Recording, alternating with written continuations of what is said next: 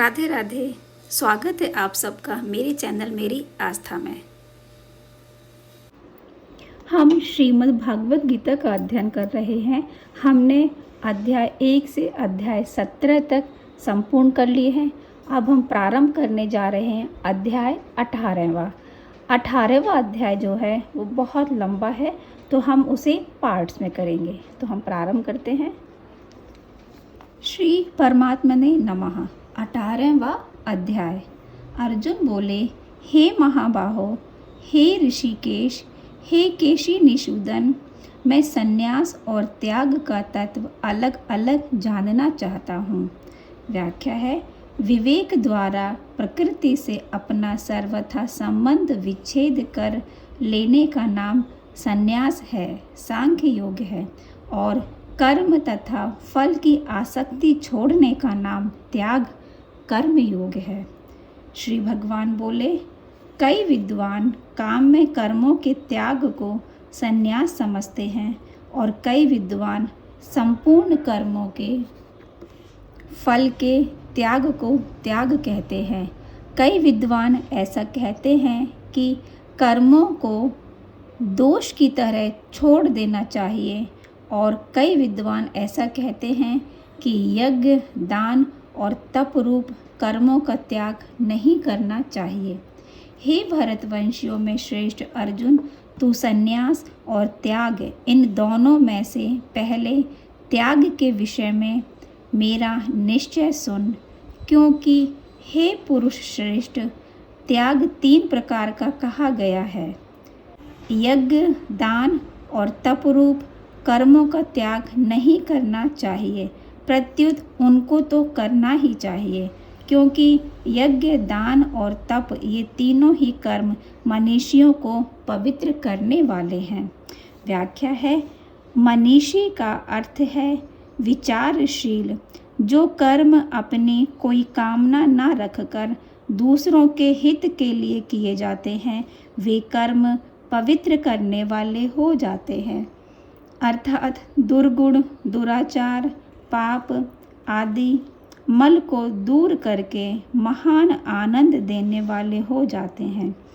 परंतु वे ही कर्म यदि अपनी कामना रखकर और दूसरों का अहित करने के लिए किए जाएं, तो वे अपवित्र करने वाले अर्थात लोक परलोक में महान दुख देने वाले हो जाते हैं।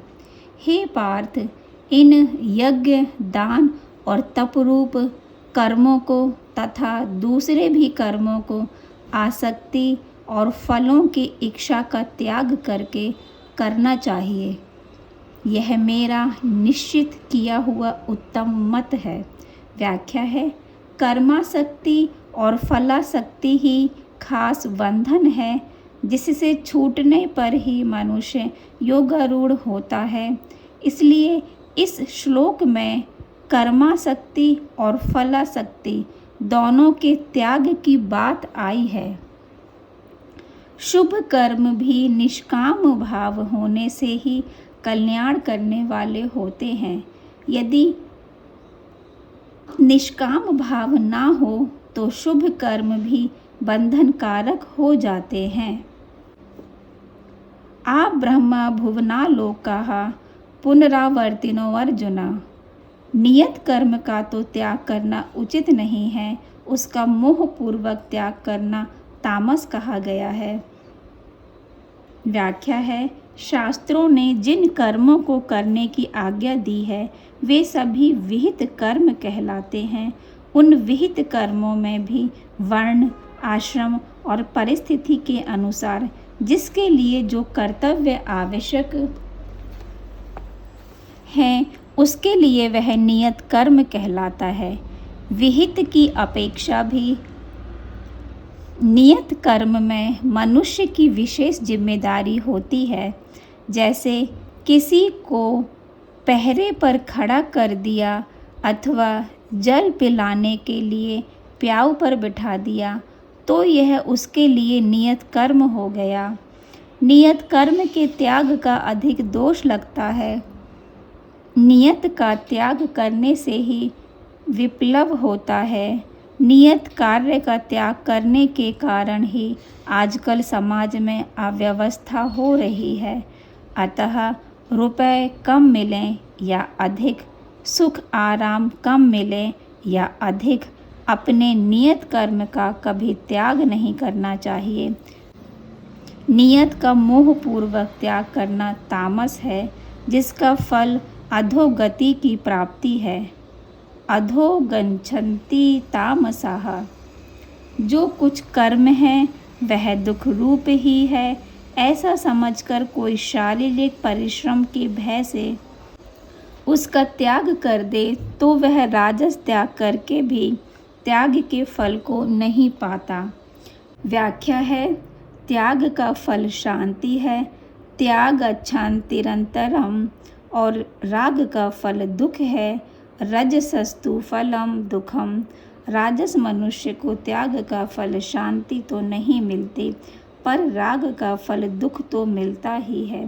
राजस मनुष्य त्याग करके भी उसके फल शांति को नहीं पाता, क्योंकि उसने जो त्याग किया है वह अपने सुख आराम के लिए ही किया है। ऐसा त्याग तो पशु पक्षी आदि भी करते हैं। अपने सुख आराम के लिए शुभ कर्मों का त्याग करने से राजस मनुष्य को उसका फल दंड रूप से अवश्य भोगना पड़ता है। हे अर्जुन, केवल कर्तव्य मात्र करना है, ऐसा समझकर जो नियत कर्म आसक्ति और फल इच्छा का त्याग करके किया जाता है वही सात्विक त्याग माना गया है। व्याख्या है, राजस त्याग में शारीरिक परिश्रम के भय से और तामस त्याग में मोहपूर्वक कर्मों का स्वरूप से त्याग किया जाता है, परंतु सात्विक त्याग में कर्मों का स्वरूप से त्याग नहीं किया जाता। प्रत्युत कर्मों को कर्तव्य मात्र समझकर निष्काम भाव से तत्परता पूर्वक किया जाता है। राजस तथा तामस त्याग में बाहर से तो कर्मों से संबंध विच्छेद दिखता है, पर भीतर से संबंध जुड़ा रहता है। परंतु सात्विक त्याग में बाहर से कर्म करने पर भी भीतर से संबंध विच्छेद हो जाता है। एक मार्मिक बात है कि कर्तव्य मात्र समझकर जो भी कर्म किया जाता है उससे संबंध विच्छेद हो जाता है। लौकिक साधन कर्म योग तथा ज्ञान योग में शरीर संसार से संबंध विच्छेद मुख्य है, इसलिए साधक को प्रत्येक कर्म कर्तव्य मात्र समझकर करना चाहिए। स्वरूप से कर्मों का त्याग करने से तो बंधन होता है, पर संबंध न जोड़कर कर्तव्य मात्र समझकर कर्म करने से मुक्ति होती है। अलौकिक साधन भक्ति योग में भगवान से संबंध जोड़ना मुख्य है, इसीलिए भक्त को जय, ध्यान, कथा, कीर्तन आदि कर्तव्य समझकर नहीं करने चाहिए। प्रत्युत अपने प्रेमास्पद का कार्य सेवा पूजन समझकर उनकी प्रसन्नता के लिए प्रेम पूर्वक करने चाहिए। जैसे दवा कर्तव्य समझकर ली जाती है, पर भोजन कर्तव्य समझकर नहीं किया जाता, प्रत्युत अपनी भूख मिटाने के लिए किया जाता है। ऐसे ही भक्तों को भी जप ध्यान आदि कर्तव्य समझकर नहीं करने चाहिए, प्रत्युत अपनी स्वयं की भूख आवश्यकता मिटाकर भगवान के साथ नित्य संबंध जागृत करने के लिए करने चाहिए। यदि वह जप ध्यान आदि कर्तव्य समझकर करेगा तो भगवत इस संबंध प्रेम जागृत नहीं होगा।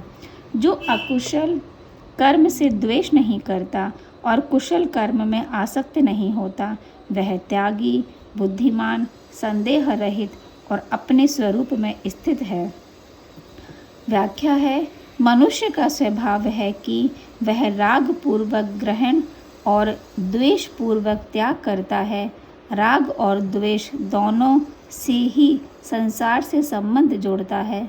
भगवान कहते हैं कि वास्तव में वही मनुष्य श्रेष्ठ है जो शुभ कर्म का ग्रहण तो करता है पर राग पूर्वक नहीं, और अशुभ कर्म का त्याग तो करता है पर द्वेष पूर्वक नहीं। कारण कि देहधारी मनुष्य के द्वारा संपूर्ण कर्मों का त्याग करना संभव नहीं है, इसलिए जो कर्म फल का त्यागी है वह त्यागी है, ऐसा कहा जाता है। व्याख्या है, कर्म फल त्याग का तात्पर्य है कर्म फल की इच्छा का त्याग। कारण कि कर्म फल का त्याग हो ही नहीं सकता, जैसे शरीर भी कर्म फल है, फिर उसका त्याग कैसे होगा? भोजन करने पर तृप्ति का त्याग कैसे होगा? खेती करने पर अन्न का त्याग कैसे होगा? अतः साधक को कर्म फल की इच्छा का त्याग करना है। फलेच्छा का त्याग करने से साधक सुखी दुखी नहीं होगा, इसलिए गीता में फलेच्छा के त्याग को ही फल का त्याग कहा गया है। कर्म योग में कर्म फल की इच्छा का त्याग होता है और ज्ञान योग में कर्तव्य अभिमान का। बाहर का त्याग वास्तव में त्याग नहीं है, प्रत्युत भीतर का त्याग ही त्याग है। यदि कोई बाहर से त्याग करके एकांत में, वन में या हिमालय में चला जाए तो भी संसार का बीज शरीर तो उसके साथ है ही, मरने वाले का अपने शरीर सहित सब व्यक्तियों और पदार्थों का त्याग हो जाता है, पर इससे उसका मोक्ष नहीं हो जाता। अतः हमारे भीतर की कामना, ममता, आसक्ति ही बांधने वाली है, संसार बांधने वाला नहीं है। इसलिए अपने लिए कुछ ना करने से कर्मों से संबंध विच्छेद हो जाता है। यज्ञ आयाचरतः कर्म समग्रम प्रवलीयते। यदि कोई समाधि लगा ले तो उस समय बाहर की क्रियाओं का संबंध छूट जाता है, परंतु समाधि भी एक क्रिया है, इसलिए समाधि से भी व्युत्थान हो जाता है, क्योंकि समाधि में प्रकृति जन्य कारण शरीर का संबंध बना रहता है। कर्म फल का त्याग न करने वाले मनुष्यों को कर्मों का इष्ट, अनिष्ट और मिश्रित ऐसे 3 प्रकार का फल मरने के बाद भी होता है, परंतु कर्म फल का त्याग करने वालों को कहीं भी नहीं होता। व्याख्या है, जिस परिस्थिति को मनुष्य चाहता है वह इष्ट अनुकूल कर्म फल है, जिस परिस्थिति को मनुष्य नहीं चाहता वह अनिष्ट प्रतिकूल कर्म फल है, और जिसमें कुछ भाग इष्ट का तथा कुछ भाग अनिष्ट का होता है वह मिश्रित कर्म फल है। वास्तव में देखा जाए तो संसार में प्राय मिश्रित ही फल होता है, अर्थात इष्ट में भी आंशिक अनिष्ट और अनिष्ट में भी आंशिक इष्ट रहता ही है। जो मनुष्य फल की इच्छा रखकर कर्म करते हैं उन्हें उपयुक्त तीनों कर्म फल अनुकूल और प्रतिकूल परिस्थितियों के रूप में प्राप्त होते हैं, जिनसे वे सुखी दुखी होते रहते हैं। अनुकूल परिस्थिति से सुखी होना और प्रतिकूल परिस्थिति से दुखी होना ही संबंध है, परंतु फलेच्छा का त्याग करके कार्य करने वाले मनुष्यों को इस जन्म में या मरने के बाद भी कर्म फल भोगना नहीं पड़ता। पूर्व जन्म में किए गए कर्मों के अनुसार इस जन्म में उसके सामने अनुकूल या प्रतिकूल परिस्थिति तो आती है, पर वे उनसे सुखी दुखी नहीं होते। हे महाबाहो, कर्मों का अंत करने वाले सांख्य सिद्धांत में संपूर्ण कर्मों की सिद्धि के लिए ये 5 कारण बताए गए हैं, इनको तू मुझसे समझ। इसमें कर्मों की सिद्धि में अधिष्ठान तथा कर्ता और उनके प्रकार के कारण एवं विविध प्रकार की अलग अलग चेष्टाएं और वैसे ही 5वां कारण देव संस्कार है। व्याख्या है, यहाँ आत्मा को अकर्ता बताने के लिए 5 कारणों का वर्णन किया गया है। इन 5 में कर्तव्य का त्याग होने पर कर्मों का अंत संबंध विच्छेद हो जाता है। कर्मों की सिद्धि में वे 5 कारण इस प्रकार हैं: अधिष्ठान शरीर, कर्ता अपरा प्रकृति के अहंकार के साथ संबंध जोड़ने वाला अविवेकी मनुष्य, करण 5 कर्मेंद्रियां, 5 ज्ञानेंद्रियां और मन, बुद्धि तथा अहंकार, ये 13 करणों की अलग अलग चेष्टाएं, स्वभाव अथवा अंतःकरण के अच्छे बुरे संस्कार, क्रिया का वेग और स्वभाव दोनों एक ही है। स्वभावस्तु प्रवर्तते गीता। मनुष्य शरीर, वाणी और मन के द्वारा शास्त्र विहित अथवा शास्त्र विरुद्ध जो कुछ भी कर्म आरंभ करता है, उसके ये पूर्वोक्त 5 हेतु होते हैं। परंतु ऐसे 5 हेतुओं के होने पर भी जो कर्मों के विषय में केवल शुद्ध आत्मा को कर्ता देखता है, वह दुष्ट बुद्धि वाला ठीक नहीं देखता, क्योंकि उसकी बुद्धि शुद्ध नहीं है, अर्थात उसने विवेक को महत्व नहीं दिया है। व्याख्या है, अब कारकों में कर्ता मुख्य है, कर्ता में चेतन की झलक आती है, अन्य कारकों में नहीं। वास्तव में कर्ता नाम चेतन का नहीं है, प्रत्युत चेतन द्वारा जड़ से माने हुए संबंध का है। अहंकार विमूढ़ात्मा कर्ता हमिति मन्यते। इसलिए भगवान ने प्रस्तुत श्लोक में अपने वास्तविक स्वरूप को कर्ता मानने वाले की निंदा की है। स्वरूप में कर्तव्य और भोक्तृत्व दोनों ही नहीं है, मूल में ये नहीं है तथा इनका त्याग होता है। वास्तव में कर्ता कोई नहीं है, ना चेतन कर्ता है ना जड़। यदि किसी को कर्ता मानना ही पड़े तो साधक के लिए यही उचित है कि वह जड़ को कर्ता माने। गीता में भगवान ने कर्मों के होने में 5 कारण बताए हैं: प्रकृति, गुण, इंद्रियां, स्वभाव, 5 हेतु। वास्तव में कर्मों के होने में मूल कारण एक प्रकृति ही है, अतः कर्तव्य प्रकृति में ही है, स्वरूप में नहीं।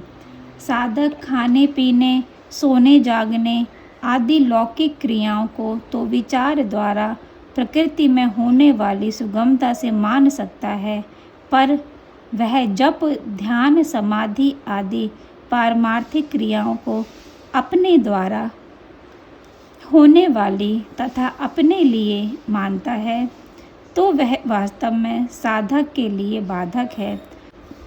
कारण कि ज्ञान योग की दृष्टि से क्रिया चाहे ऊंची से ऊंची हो अथवा नीची से नीची, वह एक जाति की प्राकृत ही है। लाठी घुमाना और माला फेरना दोनों क्रियाएं अलग अलग होने पर भी प्रकृति में ही हैं। तात्पर्य है कि खाने पीने, सोने जागने आदि से लेकर जप, ध्यान, समाधि तक संपूर्ण लौकिक परमार्थिक क्रियाएं प्रकृति में ही हो रही हैं। प्रकृति के संबंध के बिना कोई क्रिया संभव ही नहीं है। अतः साधक को चाहिए कि वह पारमार्थिक क्रियाओं का त्याग तो ना करे, पर उनमें अपना कर्तृत्व ना माने, अर्थात उन्हें अपने द्वारा होने वाली तथा अपने लिए ना माने। क्रिया चाहे लौकिक हो चाहे परमार्थिक हो, उसका महत्व वास्तव में जड़ता का ही महत्व है। शास्त्र विहित होने के कारण पारमार्थिक क्रियाओं का अंतःकरण जो विशेष महत्व रहता है, वह भी जड़ता का ही महत्व होने से साधक के लिए बाधक है। भगवान के लिए की गई उपासना में भगवत कृपा की प्रधानता होती है, इसलिए इसमें भी साधक का कर्तव्य नहीं है। पारमार्थिक क्रियाओं का उद्देश्य परमात्मा होने से वे कल्याणकारक हो जाती हैं। ज्यों-ज्यों क्रिया की गौणता और भगवत संबंध की मुख्यता होती है, त्यों-त्यों अधिक लाभ होता है। क्रिया की मुख्यता होने पर वर्षों तक साधन करने पर भी लाभ नहीं होता। अतः क्रिया का महत्व न होकर भगवान में प्रियता होनी चाहिए। प्रियता ही भजन है, क्रिया नहीं। जिसका अहंकृत भाव मैं करता हूँ ऐसा भाव नहीं है और जिसकी बुद्धि लिप्त नहीं होती, वह युद्ध में इन संपूर्ण प्राणियों को मारकर भी ना मरता है और ना बंधता है। व्याख्या है, अहंकृत भाव नहीं होने का तात्पर्य है अहंता रहित होना, अर्थात मैं करता हूँ ऐसा भाव न होना। बुद्धि लिप्त नहीं होने का तात्पर्य है कामना, ममता और स्वार्थ भाव से रहित होना, अर्थात मैं भोगता हूँ ऐसा भाव न होना। स्वरूप में न कर्तापन है न भोक्तापन, केवल जड़ शरीर के साथ संबंध मानकर जीव जिस अहम भाव को स्वीकार करता है उसी अहम भाव से उसमें कर्तापन और भोक्तापन आ जाता है। अर्जुन ने कहा था कि इन आतताइयों को और गुरुजनों को मारने से हमें पाप लगेगा, इसलिए भगवान यहाँ कहते हैं कि यदि अहंता और बुद्धि की लिप्तता ना हो तो इनके मारने से पाप लगने की बात ही क्या है। संपूर्ण प्राणियों को मारने से भी पाप नहीं लगेगा। बुद्धि कामना, ममता और स्वार्थ भाव से लिप्त होती है।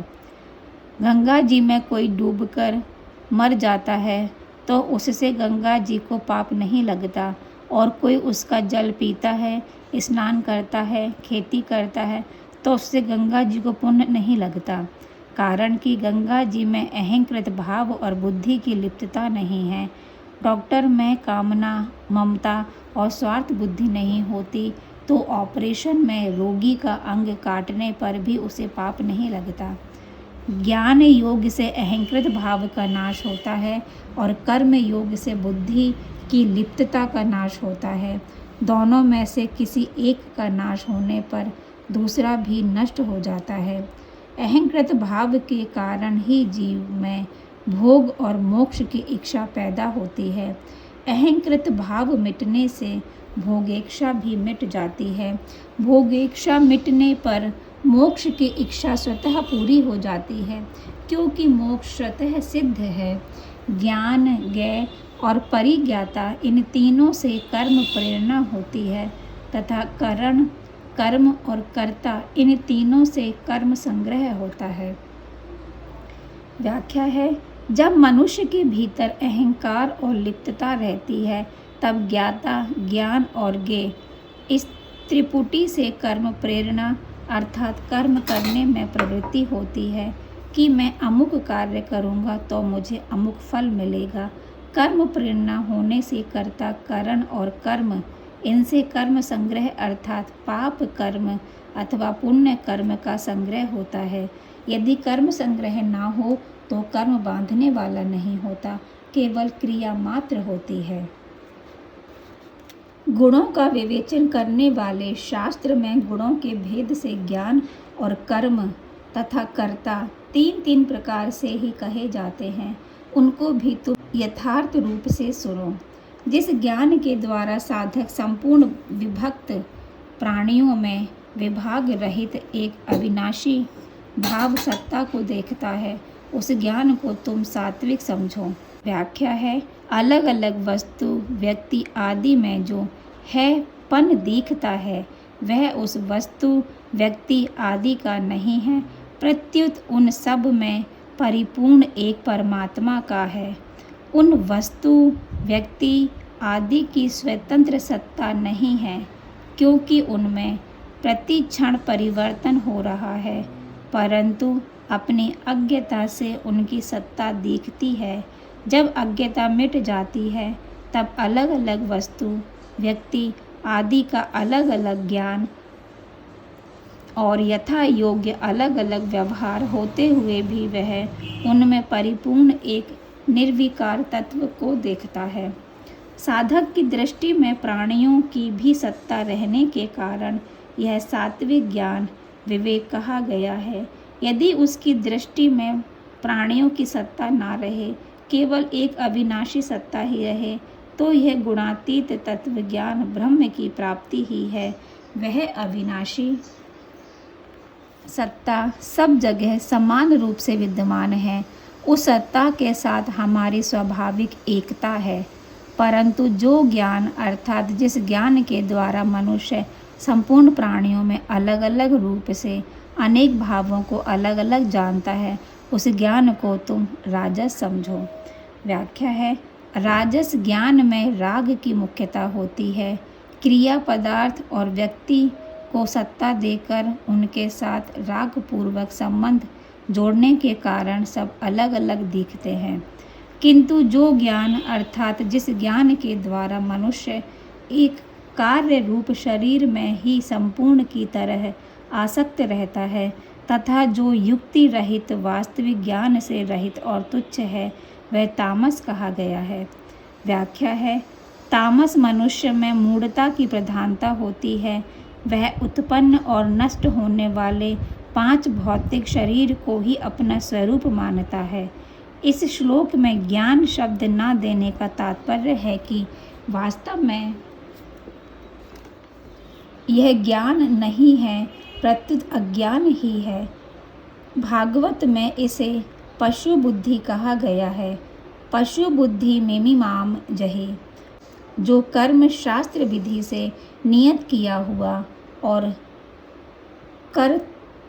कर्तृत्वाभिमान से रहित हो तथा फलेच्छा रहित मनुष्य के द्वारा बिना राग द्वेष के किया हुआ हो, वह सात्विक कहा जाता है। व्याख्या है, जब तक अत्यंत सूक्ष्म रूप से भी प्रकृति के साथ संबंध है, तब तक वह सात्विक कर्म है। प्रकृति से सर्वथा संबंध विच्छेद होने पर यह अकर्म हो जाता है। परंतु जो कर्म भोगों की इच्छा से अथवा अहंकार से और परिश्रम पूर्वक किया जाता है, वह राजस कहा गया है। व्याख्या है इसकी, कर्म करते समय प्रत्येक मनुष्य के शरीर में परिश्रम होता ही है, परंतु शरीर में राग रहने के कारण राजस मनुष्य शरीर का आराम चाहता है, जिससे उसे थोड़े काम में भी अधिक परिश्रम प्रतीत होता है। राधे राधे। ये हमने अभी पेज 311 तक कर लिया है। इसके बाद हम इसका पार्ट 2 में करेंगे। तो मिलती हूँ आपसे अगली वीडियो में। तब तक के लिए आप सबको मेरी राधे राधे।